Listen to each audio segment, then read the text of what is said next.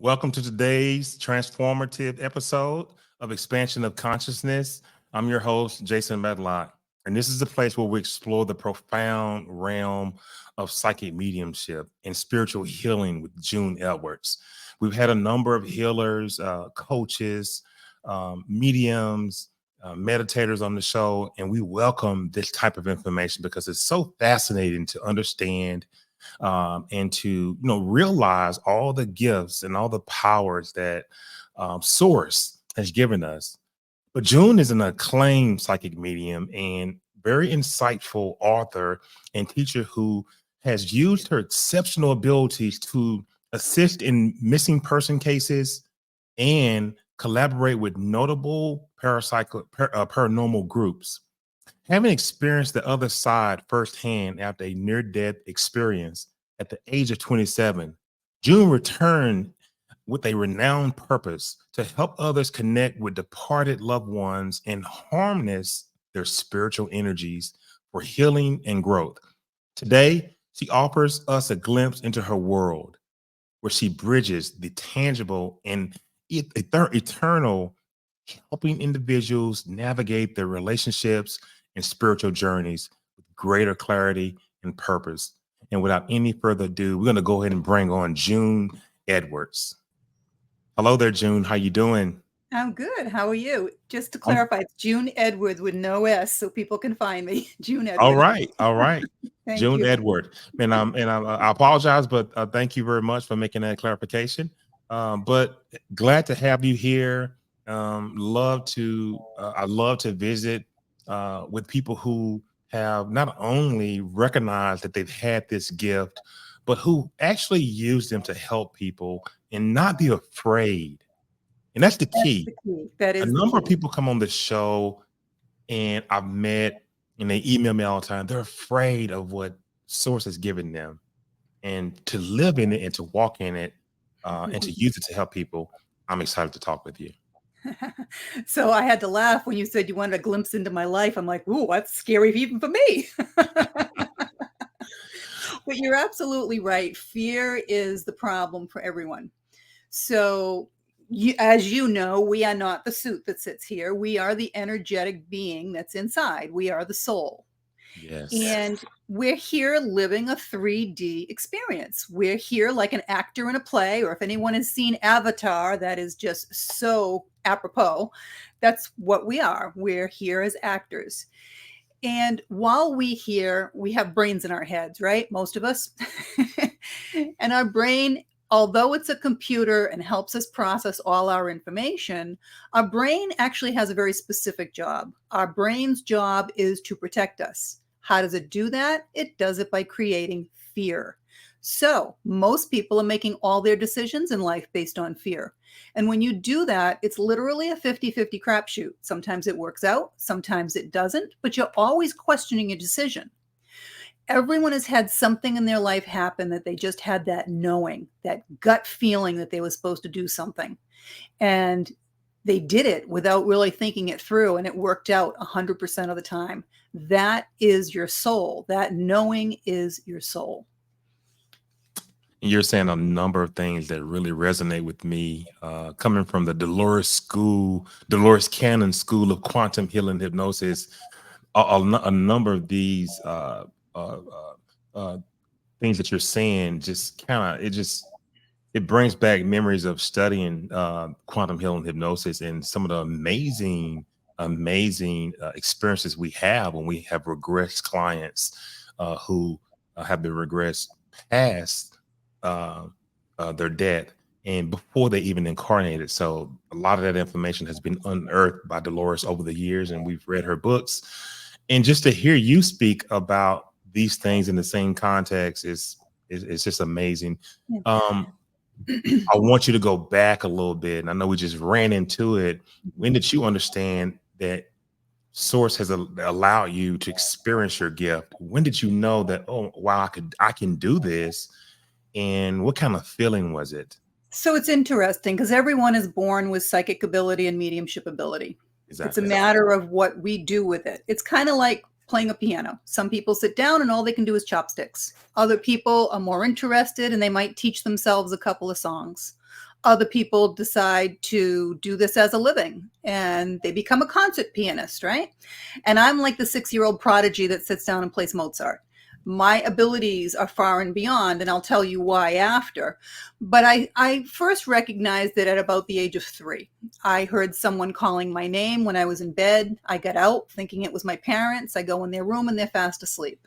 I go back to my bed and I'm lying there and realize that there's faces all around my room looking at me.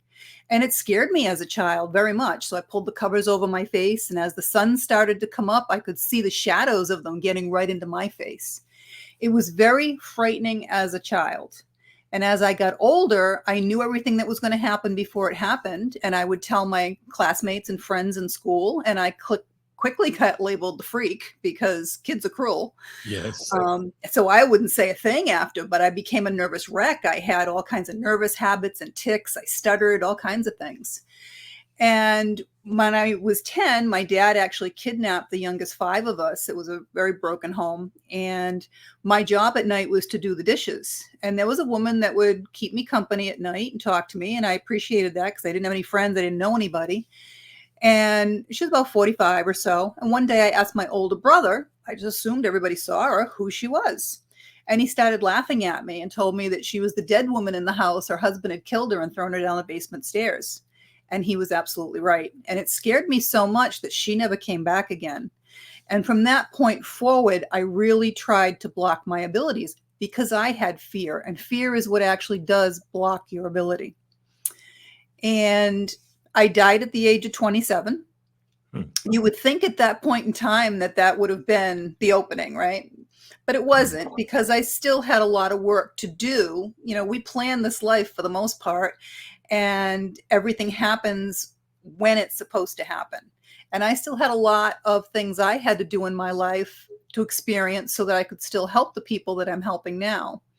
So when I died at the age of 27, when you think of quantum physics and the speed of light, it's almost 300 million miles a second. My soul went into the light at that speed. That's a very high frequency. So frequency, energy, vibration, all different words for the same thing.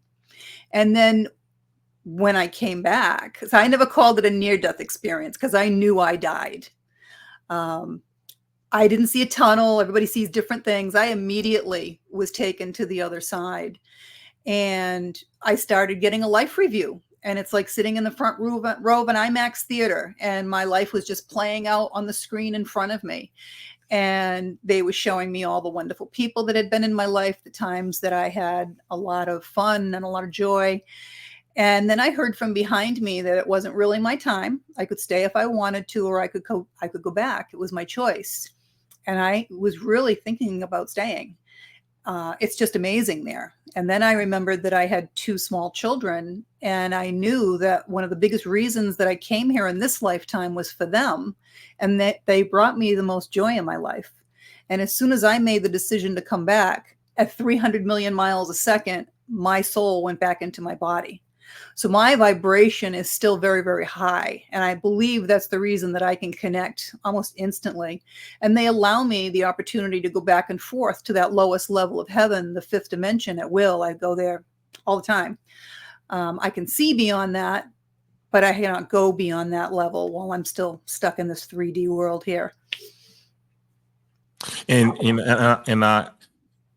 when we are going through quantum hypnosis and we're going through the process of understanding through the Dolores Cannon School, she says they, and she says the higher self, and she says the subconscious mind, and she says people ask her all the time, who is they? She said them, the collective source. So when people hear you say they allowed me, it's whatever interpretation that person thinks of that's connected to their life. But I exactly know what you're talking about. But June, you are a platform psychic medium. Can you explain what that does and how this role differs from the other types of mediumships? So a platform medium is someone that goes up on a stage and has an audience of 300-400 people and will give messages to the people in the audience. And I also work differently than most platform mediums. Most of them will just say, hey, I got a guy here. He's wearing, Farmer jeans. He's about 60. Does he belong to anybody? And everybody's raising their hands. I don't work that way. You will spend all night trying to figure out who you got. I ask for specific people, and that's who I bring through. And that reminds me of, I think his name is Eric Van Pratt. Ben Pratt. He had a show on Gaia at one point. He was doing a lot of platform mediumship, and I wrote about him in my book, Empowered by Consciousness. But he just seemed to really resonate with the audience, and I just found him very interesting, to say the least. But it's really fascinating to learn how you use your skills, for the platform conversation, to really help I show the don't do a audience. lot of that any longer because I do so many other things. I do have I'm doing a retreat as a workshop. That's a cruise coming up next year, and I'll be doing platform mediumship there for the audience. Other than that, I don't really do a lot of it anymore. There's just so many other things to do. Just going through your website and reading about you, you've mentioned that your mother was also a medium. How do you see your psychic abilities as a continuation of her legacy? She was, but I wasn't aware of it until later in life. Like I said, my dad kidnapped us when I was 10 and just told us our mother was crazy and threw us out. But my mom's abilities opened up for her at some point in time, and she didn't know where to go with it. So she exposed us to tons of religions looking for answers. And when my abilities finally opened up, I actually spent 1.5 years in training before I did anything. And I ended up training at places that my mother had gone to 50 years earlier. And they still remembered her, believe it or not.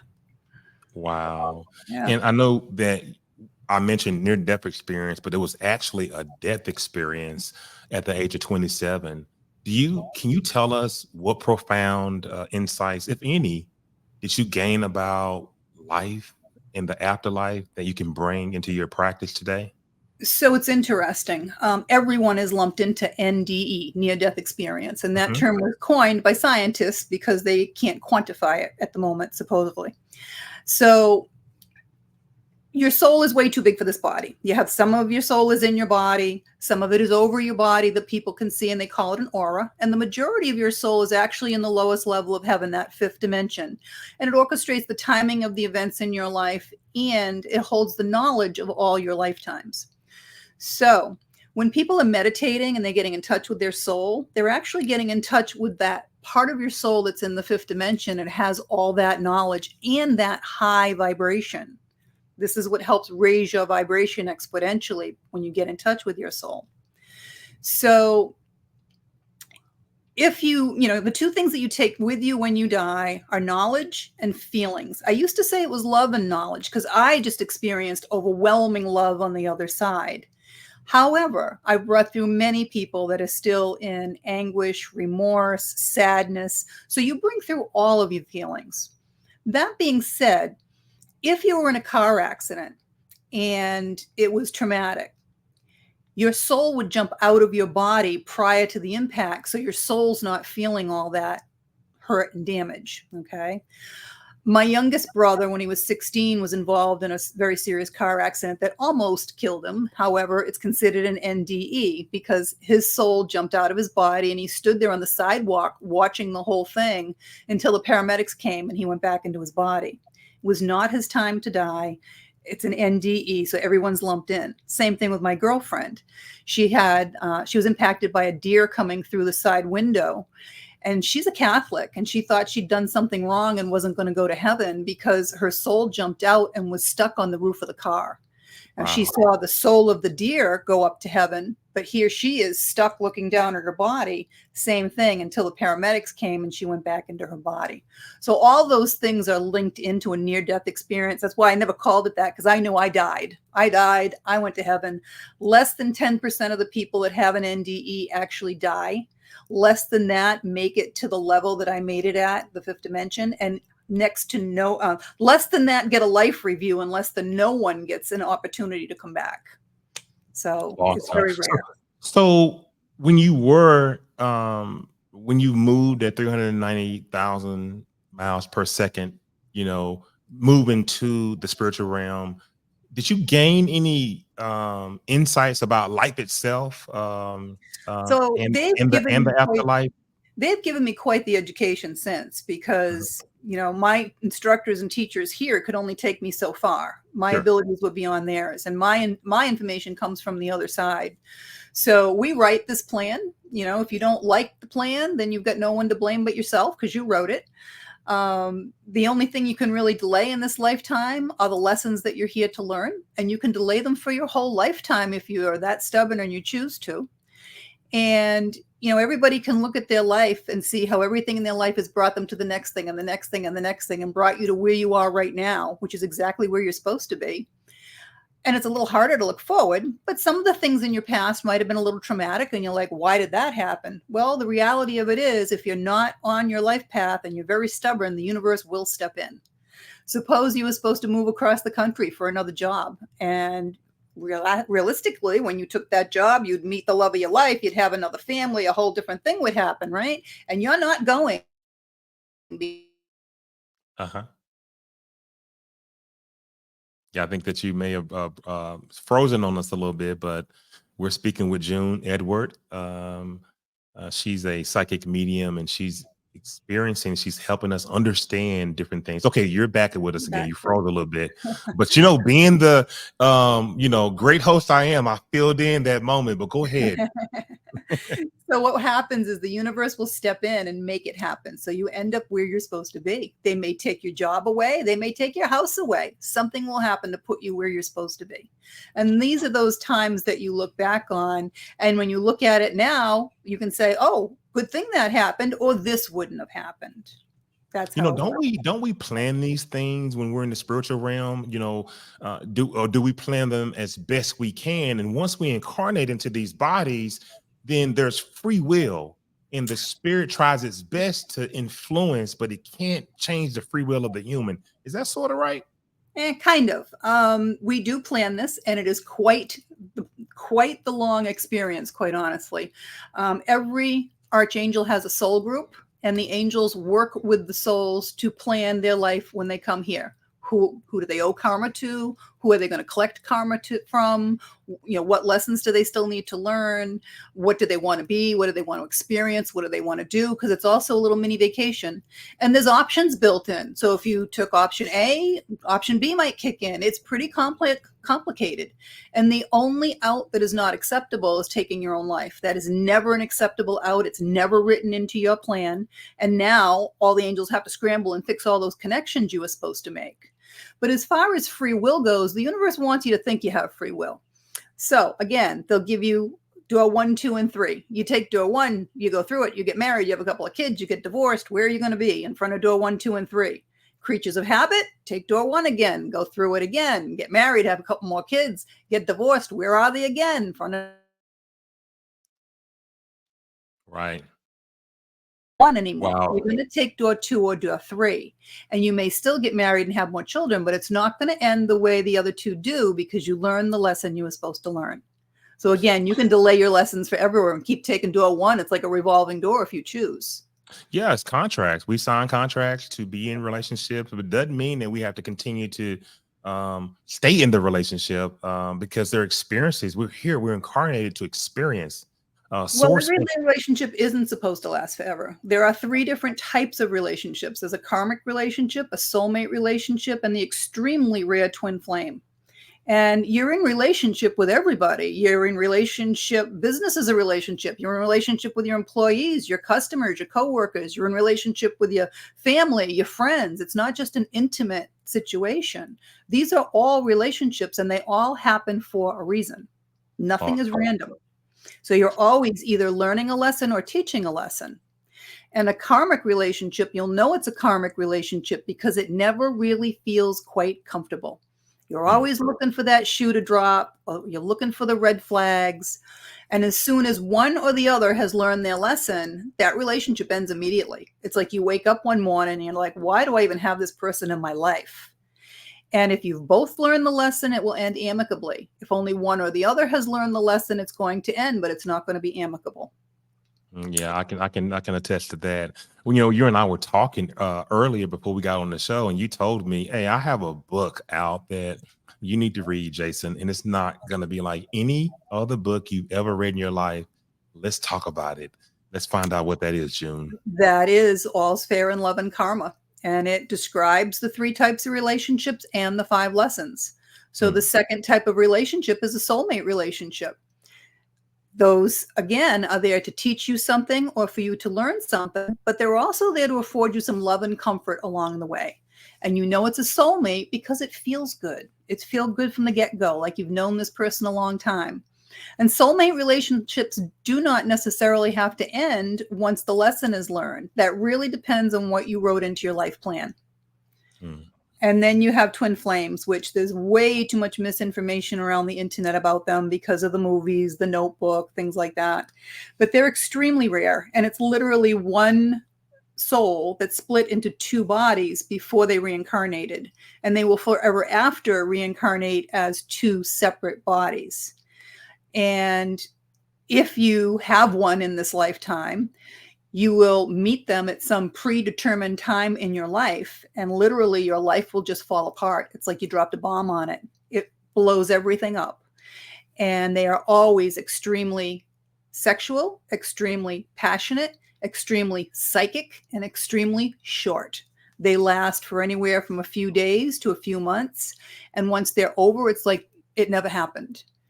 If you both are able to learn the lessons that you're supposed to learn, the 5 lessons, and get on your soul path. Twin flames have to be on a soul path to help humanity. They're here for a higher purpose. If you can both do that, you'll have an opportunity to reconnect in this lifetime. Otherwise, you have to wait till you get to the other side, and that's the case with most twin flames. Hmm. And So, usually only one person recognizes the connection, the other one does not. yeah, I'm getting that book. Trust me. So, are those the 5 steps to relationship mastery? So those are the 3 types of relationships that exist. Gotcha. The 5 lessons that we're here to learn. The first one is self-worth. And Hmm. self-worth is not value. Value is what other people place on you. Self-worth is the understanding that you are the only one of you in this entire universe. How special is that? Very. Even if you're a twin, you like different things, you have different thoughts, and you have different fingerprints. You're different people. Okay. And as much as society would like you to think it's narcissistic or selfish to put yourself first, it's not. It's where everything else comes from. If you can't put yourself first, you're never going to be here to take care of anybody else, are you? And Wow. everybody wants to keep pushing on everybody else. Everybody wants to change it. You can't do it. It doesn't work that way. You have to focus on you. Put your energy here to start. And no one else can make you feel anything. I can't look at you and say, hey, I want you to fall madly in love with me. It doesn't work that way. You are the only person responsible for how you feel. You are the only person that can make yourself happy. It's not going to happen when someone else comes into your life or when you get this or that. You have to be happy with who you are. Then you have unconditional love. And that starts with self-worth too. Look in the mirror. You have to start with loving yourself first. Hmm. And then you have to understand that self-worth is not saying, unconditional love is not saying, oh, I've got to stay in this bad relationship because I'm supposed to be practicing unconditional love.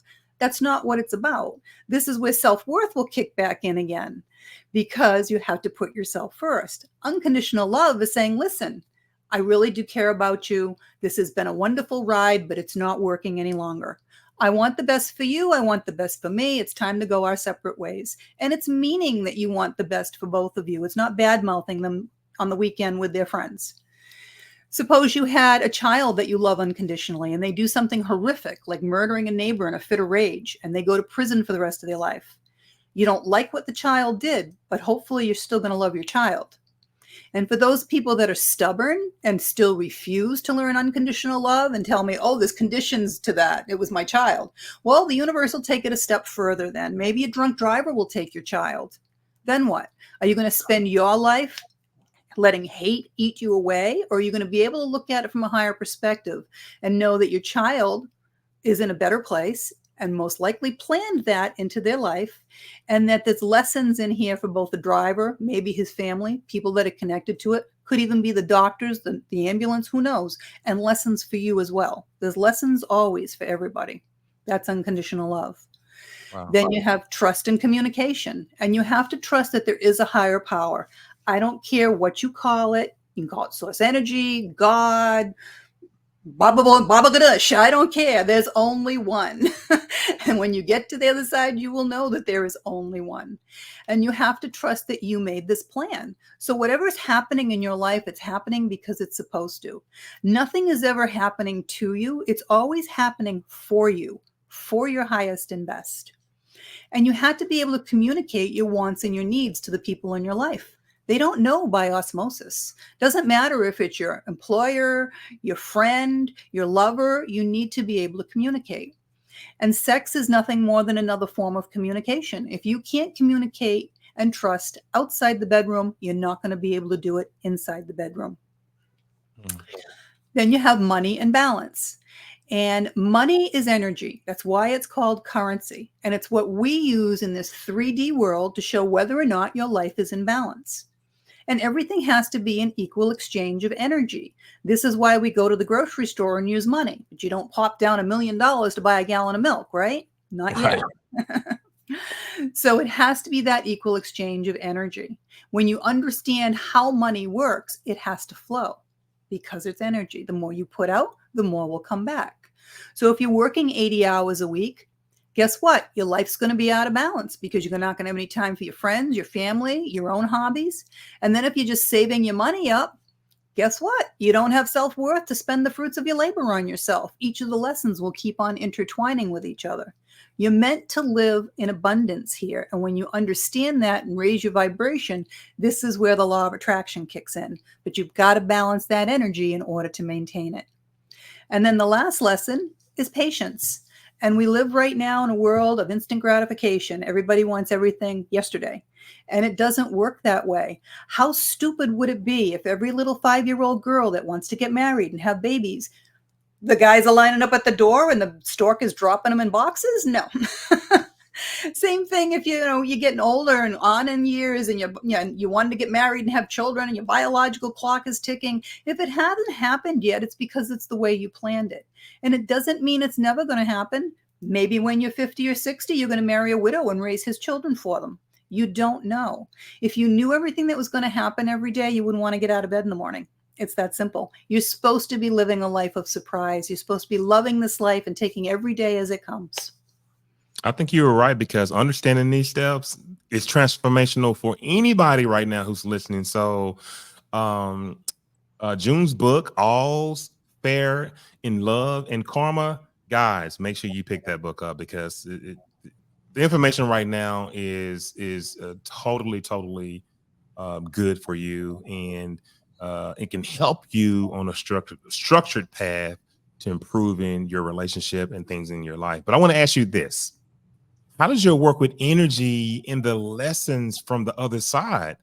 How does that help? How does that help those that are dealing with grief and loss? So it's all difficult for us, right? When we lose somebody, because we're stuck in this little 3D here and we don't see them every day. However, the reality of it is they're still right here. They just don't have a body. Let me give you a great example. When my dad was 93, he was passing away from cancer and he was bedridden and I would go see him every day. And one day he said to me, I want to talk to you about what you do. And I'm like, oh, really? That's interesting since you thought I was crazy, right? What do you want to know? He goes, well, I want to know why every morning when I wake up, I see my mother standing next to the bed. So I explained to him that she's going to help transition him to the other side when it's his time to go. He goes, yeah, I get that. That's not what I want to know. What I want to know is how come she disappears after I've been awake for a couple of seconds? I said, Dad, she doesn't disappear. She's still standing here. I've seen her here for almost a year. The only reason you don't see her is because your brain kicks in again to block her. It creates that fear and stops you from seeing it. And that's what happens here. When people understand energy, because we are pure energy, everyone's walked into a funeral and everyone's felt that low energy, that sadness, right? When you lose someone, you feel that. Everyone's walked into a wedding or a birthday party and felt that high energy. Or if you've been in love, that's the highest of energy, right? So when you can understand how energy feels, you'll know when they're around you. All you have to do is think about them and they show up immediately. It's like a two-way mirror. They can see you, they can hear you, they can touch you. You don't know they're there unless you're really paying attention to the energy. And because they're moving at 300 million miles a second, it's very, very fast. Even when I can see them like a 3D person. I see them everywhere. And if anybody could see that, it's like watching a movie of The Walking Dead. The low vibration ones that have not gone into the light, the ghosts, they're stuck here. And they can only move as fast as you or I. But I pick them up immediately because I can recognize the difference in the energy. If I'm looking for a missing person and they've passed away, if they have not gone into the light, I can't tell they're dead because the vibration is the same as a human being. So you have to learn how to pick up on that energy, and then you'll know when they're around you. It's almost like, the hair on your arm will stand up, or you'll feel that little electrical, whatever. They want you to know that they're around you. They want to be around you. But if you're stuck in grief, they live vicariously through us on the other side because they don't have a body anymore. So they used to say, if you wanted to have them for dinner, set an extra plate and they'll join you. They will. If you're enjoying your meal, they'll be enjoying it with you as well, remembering, oh yeah, I remember that great steak. I remember that great Thanksgiving. But if you're stuck in grief and you're literally crying all the time and can't get over them and you're depressed, they are as well on the other side. They're not enjoying it over there at that point. They're literally stuck right next to you and crying along with you. And that's not what you really want. You really want them to enjoy their afterlife because it's amazing over there. It truly is. Yeah. Okay, so I practice using psychic abilities in remote viewing, which you are exercising your psychic abilities. I'm a remote viewer, and I'm an associate remote viewer.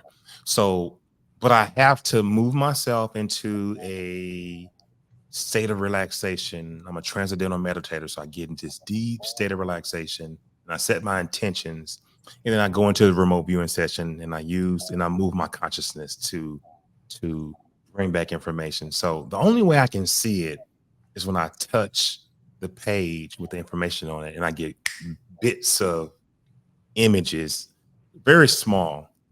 And when you mentioned your father, he wanted to know why he couldn't see them, and she's there a few moments. I was under the impression that we can see these ascended beings if we're on the right frequency as they are. Is there some truth to that, or not necessarily? So while you're in this 3D body, we have the body that we have to work with. Okay. And the first thing is your eyes. Color doesn't exist. The only reason we see color is because of the way our eyes is picking up the light refraction off of an object, and our brain transposes it over. You have a lot of people that are colorblind and can't see colors. All they see is grays. Right. You have animals that can only see, grays and things. Just like a camera, a camera can pick up an apparition because it's picking up the energy that your eyes can't see. Okay, because of your eyes. This is why if you learn how energy is, you'll start picking it up just from the energy. And then when you're doing your remote viewing, what's actually happening is you're sending more of your soul somewhere. So the better you get at sending your soul out somewhere, the easier it will be for you. You won't have to go such a deep trance. The more you do it, you won't have to. You're sending your soul, and your soul is just looking around and sending that energy back to you. Thoughts are things. Where your thoughts go, your energy flows. It's all about the energy. Awesome. What was the other question you had? Oh, why we can't see. So the other thing, it's the same thing. If a tree falls in the wood, does it make a sound? Yes. No, it does not. It makes an energetic vibration. The only reason it is a sound is because there's a receiver to pick it up. Your ears are picking it up. A microphone is picking it up. Other than that, it's just an energetic vibration. It's all energy. Right. I mean, but it does make a sound in the third dimensional construct. So we hear it as a sound. So only because if you're deaf, you're not going to hear a sound. You'll feel the vibration. Exactly. I mean, I agree with you. Yeah. I definitely agree. But so that's the reason that people aren't really seeing them. I mean, to be on their vibrational level, none of us are on that level unless we don't have a body any longer, quite honestly. The low vibration ones that are in the 400 realm, I'm seeing them constantly. I see angels. I see energy. I can see them before they form. And I've walked in. Sometimes I can't tell if it's a human being or if it's a spirit, and that's not good, because if I'm not picking up right away that it's a spirit and I look and they notice I look, then they get angry with me because I'm not working and I'm not going to, get into it with them. So we have people out there that have had near-death experiences, and we've had some people who have actually gone to the other side. And you had both. Well, no, you hadn't had a near-death. You actually did die. But there are doctors and prominent physicians who have had these near-death experiences, and they're writing about them. And they're saying, "Oh my God, I went somewhere." But there are those, and I write about this in my book, that have induced the OBE, the out of body experience themselves. Sure, you can do that yourself. Yeah. Yeah. So I've done you this. do that. You can do that through meditation. You're just sending more of your soul somewhere. That's what you're doing. Right. So I've done this, and I've actually felt this vibration started on my arms, and then it moved to the other side of my body. And then I lost the connection, and I'm like, man. So I went back to sleep again, not sleep, but sleep and not sleep, halfway in between. And I just waited and kept myself calm. And it happened again. This time I was like, yes, I'm gonna do it this time. And then after it engulfed my body, just this tingling, this like someone was starting a lawnmower. The vibration is rising. That's why. Yes. So all of a sudden I pop out, and I'm at the ceiling in my bedroom, and I'm looking down. So Dr. Bob Monroe's book, Out of Body Journeys, and he's written some fabulous books. He gives you an understanding on what to do. So I was trying to swim to get to the bottom of the floor. To get to the floor. And I remember Dr. Bob Monroe says, no, think. When you're outside of the body, just think everything, and it happens. So I thought about being on the floor. I'm on the floor. I thought about being on the other side of the door. I'm on the other side of the door. Thoughts are things. Where your thoughts go, your energy flows. Yes. So after I did all of this, and I went into my son's rooms, and I observed both of them doing what they were doing, and I came back into the body, and I wrote everything down. And I waited until the next day, like Bob Monroe talked about, to validate the out-of-body experience. And I asked them the questions I needed to ask without giving them any kind of clue on what happened. I validated it. Yeah, it's amazing. And, June, it just took me because I was doing these things, practicing these spiritual modalities, and then writing about the experience. And that's the crux of my book. But June, it further validated that this matrix that we're living in was true to me, because I've been outside of the body a few times, and I know I could validate it by asking the questions of the people who were still in this third density. What can you comment on that? So it's your soul. Again, your soul is way too big for this body. I got to see what was left of my mom's soul leave her body when she died. And she had such a little amount of her soul left that she was only taking a breath once every 3 minutes. 98% of her soul was already gone. That's all that was left. So again, your soul is really, really big. When my abilities opened up for the second time, it was because I meditated. And as soon as I meditated, it was like they kicked the door in from the other side. She's ready. And I couldn't shut it off. I did not know how to shut it off. I had to go take training and learn. But, the first day that I went to work and they opened up everything. I mean, the first person, I'm like, did your aunt die? Yeah. How'd you know? I'm like, I have no idea. I'm like, did you clean her house out this weekend? Yeah. How'd you know? I'm like, I have no idea. Did you find one of those monkey sock puppets from the 50s? Yeah, we found one in the attic. I'm like, oh my God. The next one, I'm remote viewing her entire house. I'm like, you have 5 Christmas trees? Yeah, how'd you know that? I'm like, I don't know. I'm like, you've got 3 upstairs, 2 downstairs, 1 near the fireplace. One's a white tree. You've got all your presents under it. I even know what's in the presents. I'm telling. She's like, you've been to my house. Do you know my husband? Blah, blah, blah. I'm like, no, I swear to God. So yeah, it's your soul going there. And the more, it's like anything else. The more you practice, the easier it gets. The more you do something, the better it is.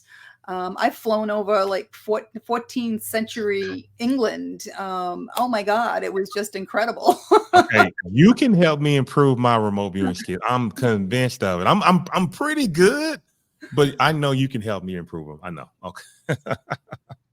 So, what advice would you give someone skeptical about the reality of psychic mediums and the authenticity of the messages that we get, or that you get, or a psychic medium gets from beyond? So they should be validating. When I bring through someone from the other side, if you ask me to bring your mother through or your grandmother, I don't know this person. You do. I don't know them at Yeah, all. yeah. All I can do is give you what I get. But from what they're giving me, you should be able to validate that. When I tell you, she worked outside the house, or she didn't work outside, or she thought how people perceived her was very important to her. She's dressed impeccably. She's got her hair done by a hair. You should be able to confirm, oh yeah, that would be my mother. Yep, she did that. Yep. All of those things. I don't know them. You do. So they should be able to give you information that you can confirm to prove that it's them. So do you do this energetically through sessions, through in person? Can you do them like, say, for Anyway, instance, right now online? it's energy. So, most of my readings, I'm in Florida. So if somebody wants to come see me in person, that's fine. Otherwise, I have clients all over the world at this point. So I either do by phone or by Skype or by Zoom. It doesn't really matter because it's energy. They're coming through to me. I can remote view where they are too. Sometimes they'll come to me and then they'll go to the other person because they can move, in seconds. They can go anywhere. Okay, so can you tell me something about my mother? I can't, because right now I'm not working in that mode right now. That's a Gotcha. separate mode. So you I'm working you on do my- have like, to prepare for me, yourself. it's like a switch. I've been trained to turn it on and off. So Okay. they're So not you- allowed to come through to me unless I'm working, unless it's an emergency. Okay, so you do have to prepare yourself. You do have to get into It's this a different mode. a level of meditation. The same way any practitioner would have to prepare themselves if they're going to do a remote viewing session, And if they're going to go into an everything is energy different. session, or if they're going As to you go know, into everything a is different. Everything's different. It's like when I do Akashic record readings, it's similar to your past life regression, except I'm the one that's reading someone's book of life and giving them the information, and they can ask questions. But I need 2 days to prepare before that. And that's not my rule. That's the rule upstairs. I have to follow their rules. There's rules on our side as there is on the other side. Same thing. If I don't follow the rules, they don't let me in. Right. So can you share one of the most profound or unexpected messages you've delivered from the other side? Oh my goodness. I remember I was doing a gallery reading once, and I had, I don't know, a couple hundred people in the audience. And the gentleman in the front row, I, called on him first, and he wanted to talk to his wife. He was a widower. And I told him, just call her in your head 3 times and I'll tell you who shows up. And I'm standing there and I'm like, oh God, what do I do? Do I just say no one came through? All I'm seeing I'm like, I got to give him what I get. That's all I can do. So I'm like, listen, all I'm seeing are 2 hands, and they're holding out what looks like a beautiful prom dress. And I'm hearing prom dress. This is all I'm getting. And the guy starts bawling his eyes out. He's like, that's my wife. That was her favorite saying every time she left the house. I'm off like a prom dress. And then she came through the rest of the way so that I could continue to describe her and give him messages for both him and their children. Yeah. Wow. You never know what they're going to give you from the other side. So you have to just give what you get. That's all you can do. It may not mean anything to me, but it meant the world to him, didn't it? It did. It did. Yeah. You mentioned a minute ago that it takes you almost 2 days sometimes to get ready for whatever Akashic record reading, to go to so I physically go, I don't physically, my soul goes to the 5th dimension for that, which is not the problem, but you have to go through some preparation for them prior to them allowing you into the record room. Right. Yeah. What I was going to ask you was, how do you ensure that, once you've prepared, how do you ensure that you are accurately interpreting the message that you're receiving? So they've given me an entire litany of symbols and signs that mean certain things. So for instance, if I see a man wearing a white dress shirt that means he had a professional job. If he's got a pocket protector, it means he was either an engineer or he was a geek and didn't feel that he fit in. Right. So I don't know which it is. This is where I would have to ask the sitter, was he an engineer or did he just feel like he didn't fit in and, in society or in his job? I don't know the difference. Same thing if they show me something out of the ordinary, like a white Cadillac, that means nothing to me.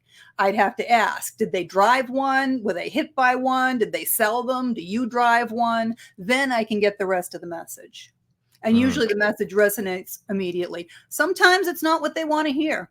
Sometimes people have this whole idea and concept of what's going to happen. They're the same people there that they were here. They didn't change. They just don't have a body anymore. And a lot of times, what's important to them is not what's really important to you. I had one today that, when the mom was alive, she was a hoarder. But now that she's on the other side, she understood that it's just stuff and it's not really that important. And she was trying to get that point across to her two daughters and just said, I let her talk through me. She'd slowed down her energy enough to be able to talk through me. So I just let her talk right through me. It's faster than trying to repeat everything. But yeah, everything she had to say about the kids, about what was going on, they resonated with everything that was happening. And they had technically booked me because something amazing had happened after they had a session with me previously. And they told me from the other side right off the bat what it was before the other people even said anything. I said, yeah, you got a clock and the clock's working. Yeah. I'm like, yeah, they told me, the grandfather fixed it, but it's not working now. He had a message, Wow. So June, what role do the angels and guides play in your readings? So, angels don't usually have any role in my readings. They have a role in everyone's life because they are separate entities. They were never human, and their entire existence is here to help us. But again, rules on the other side. If you don't ask, they can't help. That's the rule. So they're always trying to give you signs and symbols, but if you don't know, you don't know, right? Like the ones today on the clock was on 3, but it rang 11 times. I said, trying to give you the message that, he's protecting you and angels are protecting you, basically. But guides will come in and guides will give me information from the other side. I always call on them in case they have any information. Most of it's coming through the loved ones on the other side. Wow. Well, how can one become more receptive to guides or to angels to be able to, feel this or hear this information or, receive it in whatever kind of way? Well, it's interesting because, our belief system is based on what we've been taught or what we experience, right? And you really have to understand that you don't know what you don't know. And be willing to open your mind up a little bit that maybe there is something else out there. Maybe there are other ways. Maybe you don't know everything. And that's how you start becoming more receptive to it. And then understand that everyone has abilities. Everyone that's listening here today has abilities. Every one of you has thought of someone. And then within a very short period of time, they either called you or you ran into them unexpectedly, right? But it's not unexpected. Thoughts are things. Your energy went there. If you're thinking about someone, they're thinking about you. That's how it works. That's awesome. As someone who has seen the impact of psychic guidance on your own personal transformation, what piece of advice would you offer to our listeners about embracing their own spiritual journey? So you can have an amazing life. This is my 4th book, but this was a result of my relationship mastery program. And it's a 7-week program that I created about 5 years ago because they told me to. That was the only reason I did it. And it was divinely created with the angels. And it only works if you do it in order in a timely manner. If you don't, you got to start it from the beginning. And it teaches you how to get in touch with your soul, how energy works. It unteaches you what you think you know about the universe and teaches you how everything really works and teaches you how the angels and the guides are talking to you and how to talk back, because angels talk in binary code and numbers, how to recognize what's happening in your life. And I only work with one person. So I geared it towards couples having relationship issues, but I only work with one person because for every action, there's an equal or greater reaction. But everyone that went through that program was learning these 5 lessons. And once you learn them, it only took 7 weeks. It didn't take 7 years. Once you learn them, their lives changed like you can't imagine. I had one guy I was thinking of, he came out of prison. He went to prison. He owned a family farm, got in financial trouble, and was selling off neighbors' cattle that he had taken in to take care of. He was selling them off. Small town, got caught, went to jail for 6 months. No one talked to him. Small town, you're ostracized, right? All of his friends left. His wife divorced him. His kids wouldn't talk to him. He was ready to take his own life when he found me. And after going through the program, right off the bat, within less than 2 months, he went and talked to his friends. He talked to everyone that he'd sold off their cows and let them know he was going to pay them back. Told them why it happened, and they all understood. His kids started rallying around him again. He didn't want to be in that business anymore. He always wanted to be in the food business, so he got a food truck. Within 2 years, he had not just the food truck, but a restaurant, full restaurant with it. He written a book on his experience. All of his friends and the town rallied around him. His kids obviously all came back, and he started finally dating his wife again. Wow. It's amazing. It's amazing how your life changes when you're able to look at it from a higher perspective and understand why things are happening. Wow. June, now can we talk about you? I've asked you all these questions, but let's talk about you, some of the wonderful things you're doing, the other books that you have, some of the courses that you offer. And I know you do sessions, what's on your website. Let's just talk about you. Tell the audience everything they need to know, how they can contact you, and what types of programs you offer. So my website is very simple. It's my name, juneedward.com. You can send me messages through there. You all can reach me through social media. All the links are on there. There are videos from my students. There are podcasts on there. There is a free webinar that everyone can sign up for and learn a little bit more about how energy works. And if you're interested in the Relationship Mastery program, you can schedule a call with me there to see if you're a good fit for the program. You can schedule an appointment with me to talk to someone from the other side. I do numerology and astrology. I read destiny cards, which are the cards of the Magi, as well as the angel cards. I do the Akashic records, which is your past life. So if you're having an issue in this lifetime and you're wondering why, it's because we bring a lot of things through from lifetime to lifetime. And when you understand the why behind what's happening, you can clear that up and get rid of it in this lifetime. There are links to all of my books. I now have 4 books on there. My first book was A Night on the Other Side, and that has everything in it that I used to teach in psychic development and mediumship development classes. So if somebody wants to really improve on their own skills and learn how to protect themselves and learn how to talk to the angels, I would recommend everyone get that book and start out with that book. And meditation is so important, and so important to do it properly and protect yourself, that I put it in every one of my books. And All's Fair in Love and Karma is my latest bestseller, and it was endorsed by John Gray as well. Men are from Mars, women are from Venus. And I think it's something that everyone can relate to, and it will resonate with everyone in simple language. It's not a difficult book to read, and it will give you an understanding of the why behind the relationships that you have in your life. I've also written my autobiography, and I only made that out there because all these people that were telling me that you can't imagine everything I've gone through in my life. Well, guess what? Go to chapter 27. It's probably in there. And then I have the Destiny Card Journal that I did as well, so people can understand a little bit about it's a little more complicated, but it's all explained. When you go look at the website, you can understand it, or even go to Amazon. You can read the first few pages and understand a little bit more about it. It's astrology and numerology combined.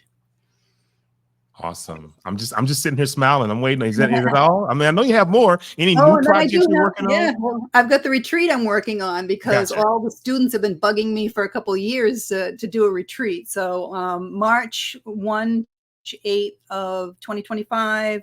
It will be a 7-night Western Caribbean cruise, and I'll be doing 4 workshops on board, including a mediumship gallery, the destiny cards. I'll explain all that and do readings with the destiny cards. I'll be doing a relationship mastery refresher and workshop for people that have not gone through the program, so that they can understand it, and hints on their own relationships on how to improve them. And I will also be doing a mediumship and psychic development class and workshop so people can, and psychometry as well. Psychometry is where you pick up an object and tell them everything about the object so people can tap into their own abilities and see how that works as well. Awesome. JuneEdward.com. You hear that, ladies and gentlemen? JuneEdward.com. June, thank you for coming on the expansion of consciousness. This show fits you, and we hope to get you back on here. Oh, anytime. Anytime there's anything going on in your life that you have going on, you are more than welcome to come back. Jason, I want to come on the show. I want to talk about some stuff. Oh, thank you. Please. This was a lot of Love to have fun. you A back. lot of fun. Absolutely. Give me 1 second. I'm going to close you out. I'm going to say some more wonderful things about you, but I want to say a few things before we get off. So 1 second, I'm going to move you up the stage, but thank you, June, for being here. Thank you. All right. 1 second. Wow. Awesome. Awesome. Awesome. As we wrap it up today, this was a profound, enriching conversation with June Edwards. I mean, we are reminded of the profound connections and healing that can be facilitated through psychic mediumship. And we've had people on the show today, and I can say that everyone has their own unique ability, but June is a little different. And I've interviewed a number of people with very fabulous gifts, but there's something different here, and you guys should investigate and find out by visiting June's website, JuneEdward.com. Whether you seek to connect with a loved one, find closure, or understand more about your spiritual path, June's insight offer a powerful, powerful resource. And for those inspired by today's discussion, consider exploring more about June's work, reading her books, or even booking a session to discover the spiritual guidance. And I'm going to book one too, because I know I may need one in my own life, and maybe you do too. Just open up to the spiritual guidance and see how it can lead to significant healing and transformative experiences. But join us the next time on the expansion of consciousness as we continue to explore and expand our understanding of the mystical and the magical in our lives. And until then, keep seeking, keep learning, and let the journey transform you. And the last thing I'll say to you is to trust, relax, and discover. Thank you so much. Good night.